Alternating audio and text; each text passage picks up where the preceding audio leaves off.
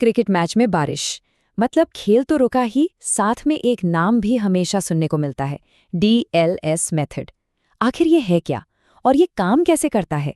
चलिए आज इसी पहेली को बहुत ही आसान भाषा में समझते हैं। हाँ, तो सवाल बिल्कुल सीधा सा है, जब बारिश मैच को बीच में ही रोक दे तो फिर फैसला होता कैसे है? कौन जीता, कौन हारा, ये किस आधार पर तय होता है? इसका जवाब समझने के लिए ना हमें थोड़ा सा पीछे जाना होगा। DLS मेथड की ज़रूरत ही इसलिए पड़ी क्योंकि जो पुराने तरीके थे वो अक्सर नाइंसाफ़ी करते थे। तो पुराने तरीकों में प्रॉब्लम ये थी कि सिर्फ घटे हुए ओवर के हिसाब से रन कम कर दिए जाते थे, जो कि बिल्कुल फेयर नहीं था। DLS मेथड इससे कहीं ज्यादा स्मार्ट है। ये बचे हुए ओवर और हाथ में कितने विकेट हैं दोनों को ध्यान में रखता है, ताकि एक सही और बैलेंस टारगेट तय हो सके।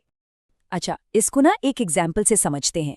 सोचिए एक टीम ने 50 ओवर में 300 रन बनाए, फिर हुई बारिश और दूसरी टीम को खेलने के लिए सिर्फ 20 ओवर मिले। अब क्या उन्हें 120 रन का टारगेट देना सही होगा? अरे बिल्कुल नहीं, क्योंकि 20 ओवर में तो कोई भी टीम बहुत अटैक करके खेल सकती है। बस यहीं से असली प्रॉब्लम शुरू हुई।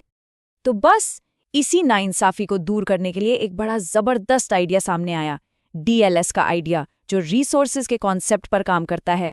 तो ये रिसोर्सेज हैं क्या चीज़ आखिर? बड़ा सिंपल है। DLS मेथड कहता है कि एक बैटिंग टीम के पास ना दो सबसे कीमती चीजें होती हैं।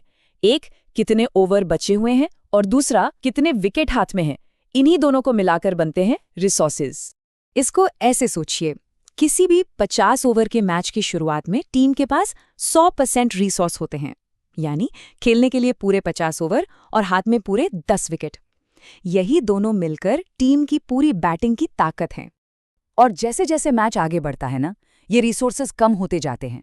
हर बॉल के बाद ओवर कम हो रहे हैं, रिसोर्स घट रहा है। लेकिन असली गेम तब पलटता है जब विकेट गिरती है, क्योंकि तब ये रिसोर्सेज और भी तेजी से कम होते हैं। यही DLS का सबसे बड़ा सीक्रेट है। विकेट की कीमत ओवर से कहीं ज्यादा होती है। ठीक है, रिसोर्सेज समझ आ गए, पर इससे नया टारगेट कैसे डिसाइड होता है? चलिए अब देखते हैं कि ये काम कैसे करता है। होता ये है कि DLS का सॉफ्टवेयर दोनों टीमों के रिसोर्सेज को कंपेयर करता है। अगर बारिश की वजह से दूसरी टीम के रिसोर्सेज यानी ओवर्स और विकेट्स कम हो जाते हैं, तो उनका टारगेट भी उसी हिसाब से कम कर दिया जाता है। इससे दोनों टीमों के लिए मुकाबला एकदम बराबरी का हो जाता है। चलिए, थ्योरी बहुत हो गई। अब इस पूरे सिस्टम को ना एक असली मैच के एग्जाम्पल से समझते हैं। इससे सब कुछ बिल्कुल क्रिस्टल क्लियर हो जाएगा। मान लीजिए मैच है इंडिया और पाकिस्तान का। इंडिया ने पहले बैटिंग की और 50 ओवर में बनाए 300 रन। अब पाकिस्तान की बैटिंग आई और उन्होंने 20 ओवर में 3 विकेट पर 100 रन बना लिए हैं। और बस तभी आ जाती है बारिश, और ऐसी बारिश कि मैच आगे हो ही नहीं सकता। अब नतीजा कैसे निकलेगा? यहीं पर DLS अपना जादू दिखाता है।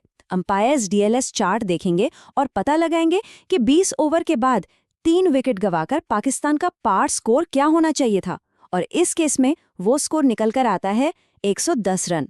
तो अब बस कंपैरिजन करना है। पाकिस्तान का स्कोर कितना है? 100, और उन्हें बराबरी के लिए कितना चाहिए था? 110। तो मतलब साफ है, बिल्कुल साफ, पाकिस्तान जो है पार स्कोर से 10 रन पीछे है।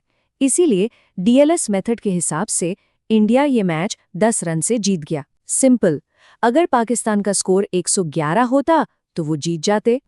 तो इस पूरे सिस्टम से सबसे जरूरी बात क्या सीखने को मिलती है? एक चीज जो DLS की पूरी स्ट्रैटेजी बदल देती है। DLS में विकेट बचाना बहुत जरूरी है। ये मान लीजिए कि ये गोल्डन रूल है।